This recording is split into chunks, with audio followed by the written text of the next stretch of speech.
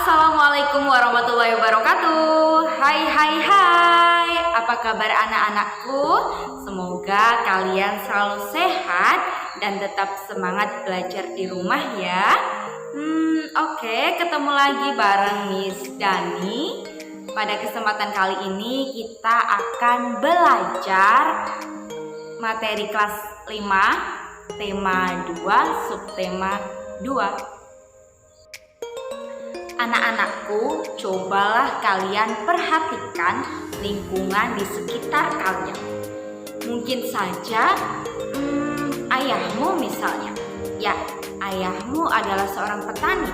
Atau mungkin ayahmu adalah seorang pemanen di perkebunan kelapa sawit. Bisa jadi ibumu bekerja sebagai pedagang yang menjajakan sembako di warungnya. Bisa juga mungkin tetanggamu adalah pengusaha mebel. Nah, contoh-contoh yang Miss Dani sebutkan tadi itu merupakan jenis-jenis usaha. Jadi wajar saja banyak macamnya. Karena memang jenis usaha ekonomi yang ada di Indonesia sangat beragam. Nah, untuk lebih paham nanti di video kali ini kita akan membahas materi IPS, yaitu jenis-jenis usaha ekonomi yang ada di Indonesia, dan kita juga akan mengaitkannya dengan hak, kewajiban, dan tanggung jawab kita sebagai manusia yang hidup di lingkungan masyarakat.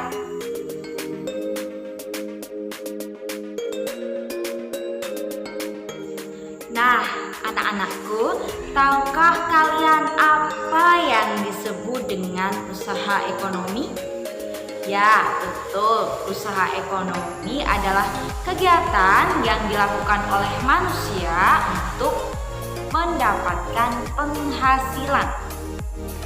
Jadi, jika ibumu itu bekerja, kemudian ibumu itu mendapatkan gaji, mendapatkan upah, maka itu termasuk kegiatan ekonomi. Nah, kegiatan ekonomi di Indonesia ini ada yang dikelola oleh diri sendiri atau perseorangan, ada juga yang dikelola oleh kelompok. Nah, nanti kita akan tahu apa bedanya. Berdasarkan cara pengelolaannya, jenis-jenis usaha ekonomi di Indonesia dibagi atau dikelompokkan menjadi 2 jenis. Jenis yang pertama adalah jenis usaha ekonomi yang dikelola sendiri. Nah, jenis usaha ekonomi yang dikelola sendiri atau perorangan ini modalnya terbatas, biasanya juga dikelola dengan cara yang sederhana. Contohnya apa sih usaha yang dikelola oleh perseorangan atau dikelola sendiri? Ya, usaha pertanian. Berhubung keadaan alam Indonesia ini sangat mendukung untuk usaha-usaha di sektor pertanian, maka pertanian di Indonesia ini cenderung dikelola oleh perseorangan atau yang disebut petani. Modalnya memang terbatas. Lahan yang digarap petani biasanya juga berupa lahan atau persawahan yang dimiliki oleh mereka sendiri. Namun, memang ada juga usaha pertanian yang dilakukan secara besar-besaran. Usaha pertaniannya meliputi pertanian bercocok tanam, ada kehutanan, perikanan, dan peternakan. Yang kedua, usaha perdagangan. Usaha perdagangan ini sangat bermanfaat untuk kegiatan distribusi atau penyaluran barang.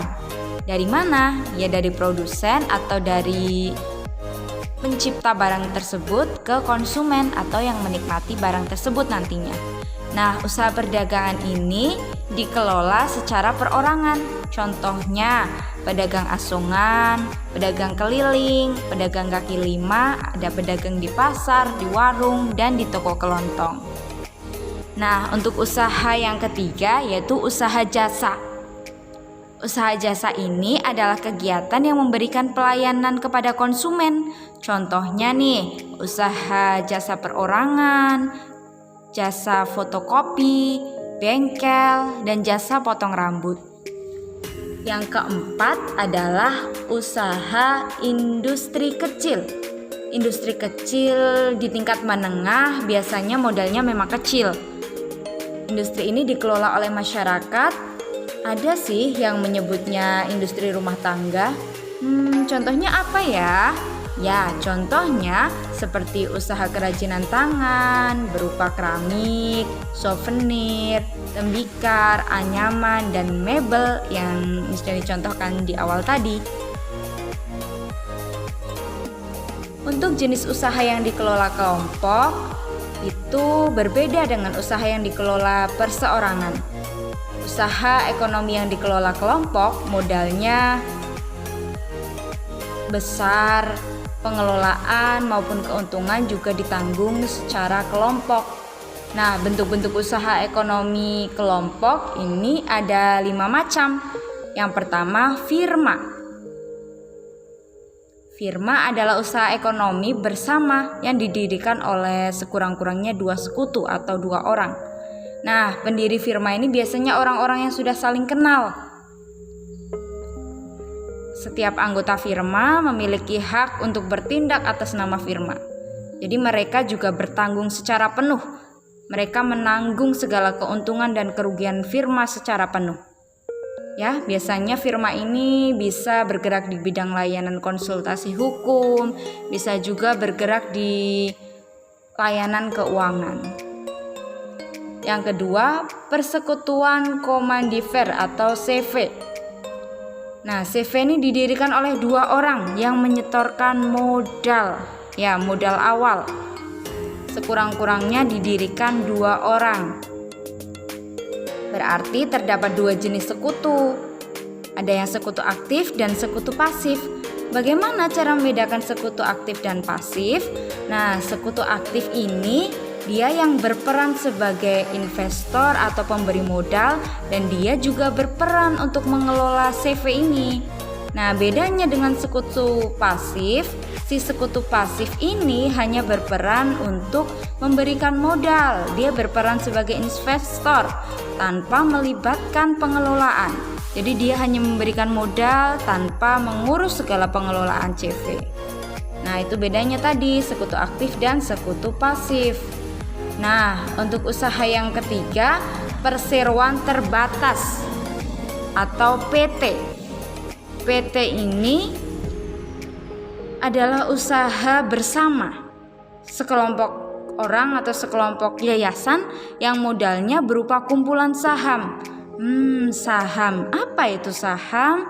Nah, saham ini diartikan sebagai bukti kepemilikan suatu perusahaan atas penyetoran modal. Nah, jadi ketika kamu menyetorkan modal itu kamu memperoleh saham beberapa persen bergantung modal yang kamu setorkan.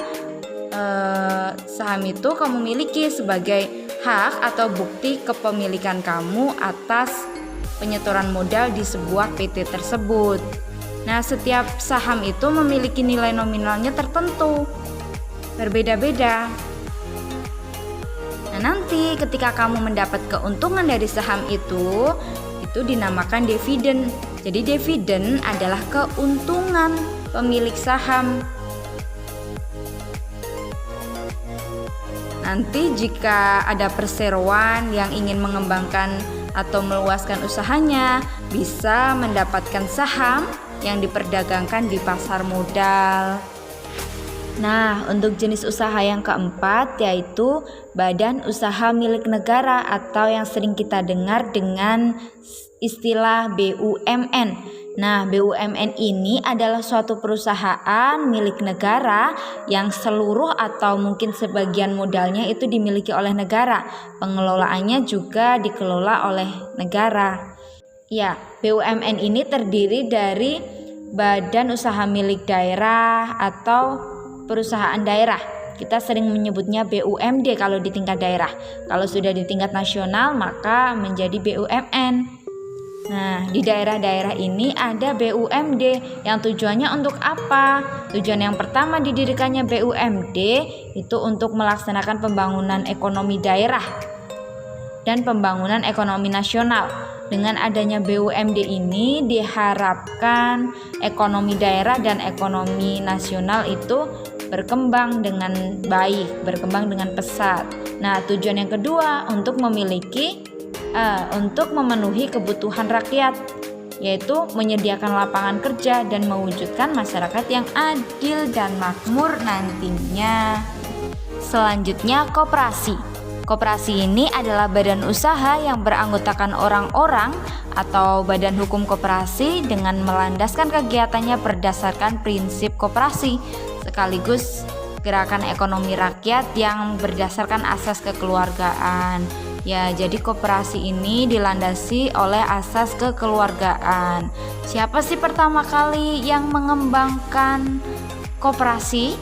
Nah, kalian kenal Wakil Presiden Republik Indonesia yang pertama? Iya, Dr. Andes Muhammad Hatta. Beliaulah yang dijuluki sebagai Bapak Koperasi Indonesia. Nah, selanjutnya pada tanggal 12 Juli itu ditetapkan sebagai Hari Koperasi Indonesia. Bentuk-bentuk koperasi ini bermacam-macam. Ada koperasi konsumsi. Nah, contohnya ini koperasi yang menyediakan berbagai macam kebutuhan seperti gula, minyak, sabun, peralatan rumah tangga. Nah, itu tadi koperasi konsumsi. Kalau koperasi produksi, ini koperasi yang membantu menyediakan bahan baku untuk kegiatan produksi. Contohnya seperti apa? Misal pengusaha batik, pembuat tahu dan tempe, usaha sapi perah. Nah, itu termasuk konsumsi di bidang termasuk koperasi produksi. Nah, selanjutnya ada koperasi simpan pinjam. Nah, ini koperasi simpan pinjam ini adalah koperasi yang menjalankan usahanya di bidang pemupukan simpanan. Jadi anggota ini boleh menyimpan uang di koperasi simpan pinjam tersebut dan boleh meminjam uang. Nah, alur uang ini berputar di antara anggota-anggotanya, jadi menguntungkan anggotanya. Kemudian ada koperasi jasa. Koperasi jasa ini merupakan usaha bersama yang menyediakan layanan atau jasa tertentu bagi anggotanya. Contohnya apa? Ada koperasi angkutan. Nah, itu kan melayani jasa angkutan. Nah, itu ya. Kemudian ada koperasi serba usaha. Apa sih itu koperasi serba usaha? Ya, koperasi serba usaha itu adalah usaha bersama mengelola berbagai jenis usaha. Misalnya, penyediaan barang konsumsi, simpan pinjam, penyediaan bahan baku, dan penyaluran hasil produksi. Contohnya apa? Pernah lihat di desa ada KUD atau Koperasi Unit Desa. Nah, bagaimana? Paham ya? Jadi itu tadi jenis-jenis usaha ekonomi yang dikelola oleh perseorangan maupun yang dikelola oleh sekelompok orang, ya. Usaha ekonomi yang dikelola oleh perseorangan atau dikelola sendiri, contohnya usaha pertanian, usaha perdagangan, usaha jasa, dan industri kecil. Nah, berbeda usaha yang dikelola oleh kelompok, contohnya seperti PT, CV, firma, koperasi, dan BUMN, ya. Diingat-ingat jenis-jenis usaha ekonomi yang ada di Indonesia. Nah, bagaimana? Paham ya? Jadi itu tadi jenis-jenis usaha ekonomi yang dikelola oleh perseorangan maupun yang dikelola oleh sekelompok orang, ya. Usaha ekonomi yang dikelola oleh perseorangan atau dikelola sendiri, contohnya usaha pertanian, usaha perdagangan, usaha jasa, dan industri kecil. Nah, berbeda usaha yang dikelola oleh kelompok, contohnya seperti PT, CV, firma, koperasi, dan BUMN, ya. Diingat-ingat jenis-jenis usaha ekonomi yang ada di Indonesia. Anak-anakku, sebagai manusia selain melakukan kegiatan ekonomi untuk memenuhi kebutuhan hidup kita, maka sudah selayaknya kita peduli dan menerapkan apa yang seharusnya menjadi hak kita, apa yang seyogyanya menjadi kewajiban kita, dan apa pula yang harus menjadi tanggung jawab kita. Antara hak, kewajiban, dan tanggung jawab harusnya berjalan seimbang. Nah, karena jika salah satunya timpang akan memperburuk keharmonisan kehidupan kita sebagai manusia, entah itu kita kepada diri kita sendiri maupun diri kita terhadap masyarakat luas. Nah, itu akan sangat berpengaruh di kehidupan kita. Maka biar kita sama-sama paham, setelah ini kita akan membahas mengenai hak, kewajiban, dan tanggung jawab. Setiap orang memiliki hak, kewajiban, dan tanggung jawab. Antara hak, kewajiban, dan tanggung jawab itu saling berkaitan dan tidak dapat terpisahkan. Karena hak dan kewajiban itu bersifat kodrati yang melekat bersama kelahiran manusia. Jika seseorang itu tidak melaksanakan kewajibannya, maka seseorang itu dikatakan tidak bertanggung jawab. Sebenarnya apa sih itu hak dan apa itu kewajiban?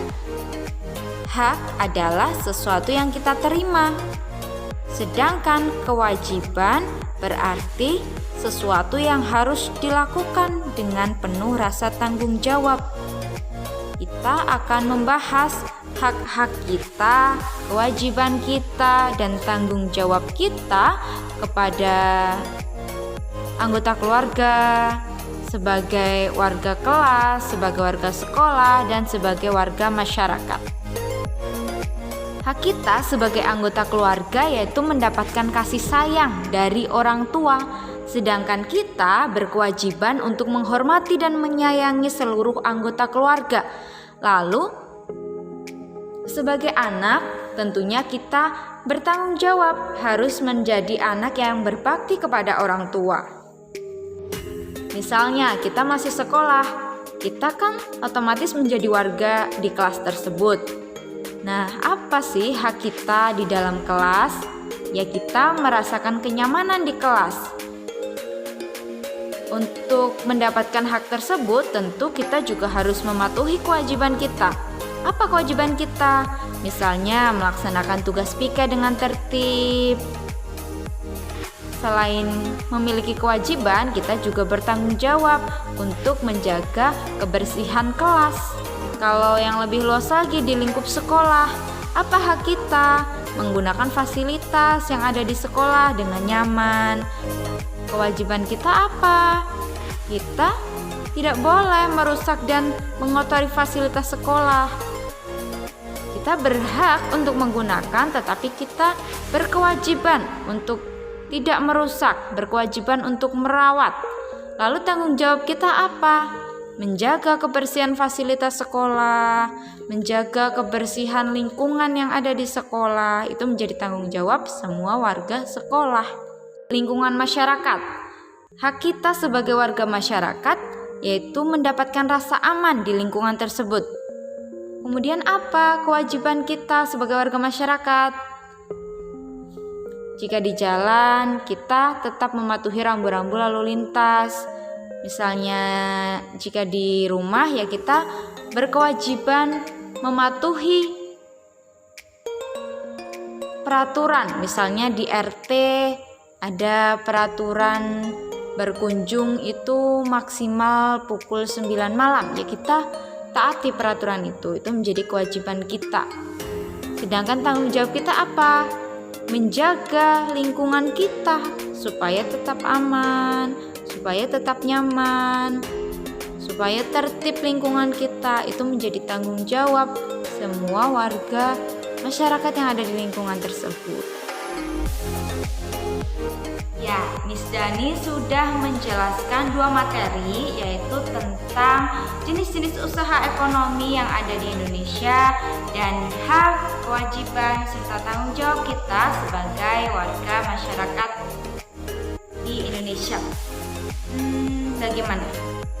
Apakah kalian memiliki kendala atau kesulitan?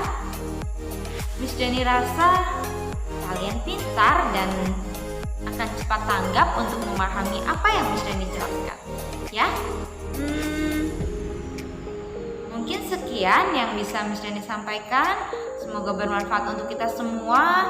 Kalian tetap sehat di rumah, tetap semangat belajar di rumah, dan jangan lupa tetap menjaga kebersihan. Ya, oke, sekian dari Miss Dani. Assalamualaikum warahmatullahi wabarakatuh. Bye-bye.